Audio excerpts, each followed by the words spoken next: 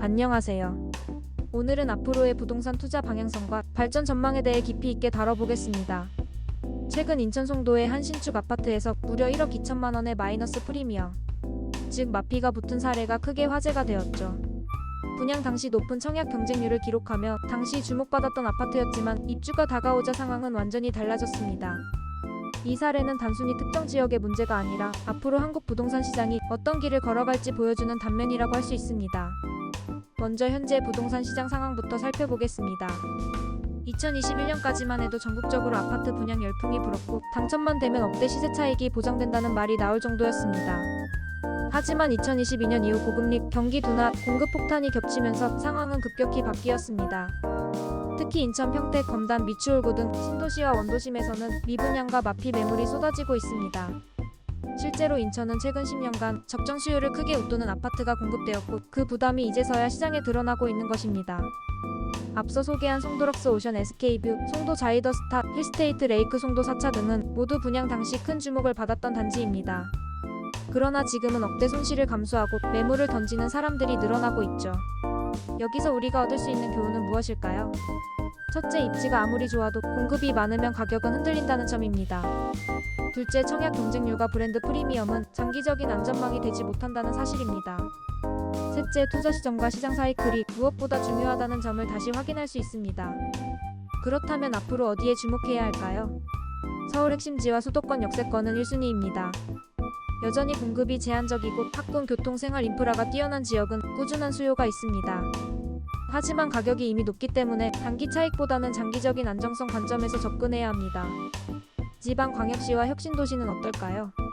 부산, 대구, 광주 등은 서울 대비 저평가 매력이 있지만 공급 과잉과 인구 유출 문제를 함께 고려해야 합니다. 지방 투자는 타이밍과 도시 성장성을 잘 따져야 합니다. 특히 큰 돈 투자했다가 텅텅 비고 수요도 없는 모습을 보게 되면 진짜 좌절하게 될 수 있으니까요. 소형 주택과 임대 시장은요? 1인 2인 가구가 늘어나면서 소형 아파트, 오피스텔, 도시형 생활주택에 대한 수요는 향후 계속 증가할 전망입니다. 물론 지역에 따라 다르겠죠? 지방은 수요가 없을 테니 말이니까요. 특히 역세권 원룸 소형 오피스텔은 안정적인 월세 수익을 기대할 수 있습니다. 리모델링과 재건축 시장은 2040년이면 우리나라 아파트의 70% 가까이가 준공 30년을 넘게 됩니다. 한마디로 우리나라의 법 기준으로 볼 때 앞으로 많이 다시 허물고 새롭게 만들어야 한다는 이야기죠. 노후 단지의 리모델링과 재건축은 앞으로 큰 투자 기회가 될 수 있습니다. 하지만 지금처럼 수요가 점점 줄어든다면 과연 재건축을 할 때 사람들이 몰릴까요? 서울 일부 지역이나 몰리지 다른 지역은 아마 수요가 없을 것으로 보이죠. 앞으로 투자할 때는 단순히 분양가와 입지만 볼 것이 아니라 다음 4가지를 반드시 점검해야 합니다. 먼저 금리 환경입니다. 지금처럼 고금리가 유지되면 대출 레버리지를 활용한 투자는 위험합니다. 거기에 인구 구조도 필수 확인해야죠. 인구 감소와 고령화는 장기적으로 주택 수요를 줄입니다. 또한 공급 계획도 살펴봐야 합니다. 주변 입주 물량을 반드시 확인해야 합니다. 공급 폭탄은 가격을 무너뜨립니다. 정책 방향은 대한민국 필수 확인 요소 중 하나입니다. 세금 규제, 재건축 규제 완화 등 정부 정책이 시장에 미치는 영향은 절대적입니다. 앞으로 부동산은 단순히 내 집 마련이나 시세 차익을 넘어 삶의 질과 직결된 공간 소비로 발전할 가능성이 큽니다. 스마트시티, 친환경 단지와 같이 교통, 에너지, 환경까지 고려한 신도시는 미래 가치가 있습니다. 리츠로 불리는 부동산 펀드 개념도 앞으로는 계속 언론에서 나올 예정이죠.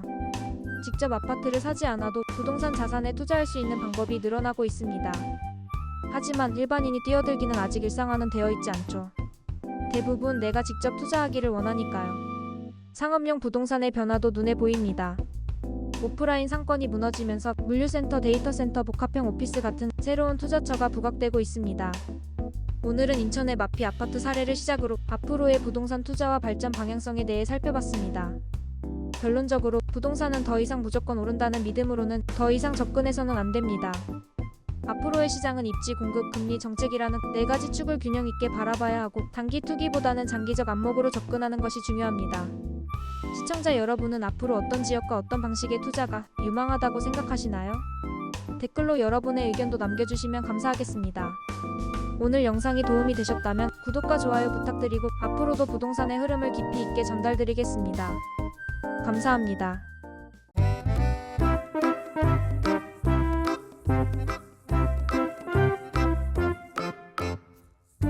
있습니다.